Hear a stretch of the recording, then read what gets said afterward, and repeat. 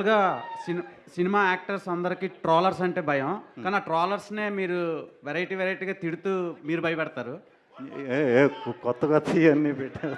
So thing ఏంటంటే fried rice తెచ్చాను తిందు స్వీటీ అని ఉంటుంది కదా. యా, సో క్లాప్స్ ఎందుకు అని ఒకటి ఉంది కదా. అవునవును. అది సోషల్ మీడియాలో విపరీతంగా స్పెక్యులేట్ అయిపోయింది. అవును అవును దానికి ఈ సినిమాకి ఏమైనా ఇంటర్లింక్ ఉంటుందా, లేదంటే సరదాగా పెట్టారా? ఉంటుందండి. అంటే యంగ్ బ్యాచ్, ఇప్పుడు మీరు కనెక్ట్ అయ్యారు కదా, యంగ్, మీరు చాలా యంగ్గా ఉన్నారు. సో పెద్దవాళ్ళని నేను మంచి కథతో ఏదోలాగా సినిమాకి రప్పించగలుగుతా ట్రైలర్ టీజర్తో. మీలాంటి కుర్రాళ్ళని రప్పించాలంటే కొంచెం రెగ్యులర్గా. అంటే ఫ్లాష్ మ్యాన్ మీరేనా?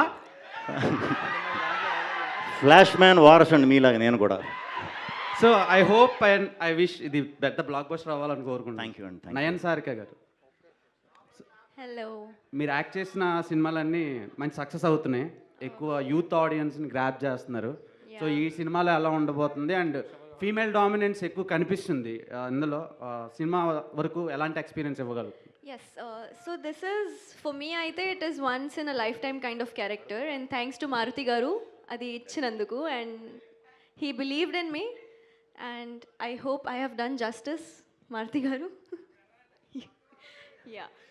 So yeah, audience అంటే ఇది కా అండ్ ఐ నుంచి చాలా డిఫరెంట్గా ఉంది, అండ్ డెఫినెట్లీ ఫీమేల్ ఓరియంటెడ్ ఉంటుంది, కానీ ఇంకా చాలా ఉంటుంది.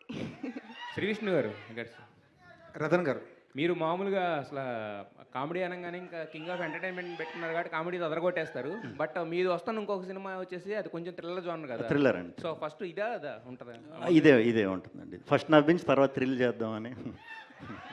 శ్రీవిష్ణు గారు సార్, ట్రైలర్ స్టార్టింగ్ లో ఓట్కా వేడి చేస్తుంది అంటున్నారు, అదే సందేశం ఇస్తున్నారా లేకపోతే ఏంటి, వార్న్ చేస్తున్నారా?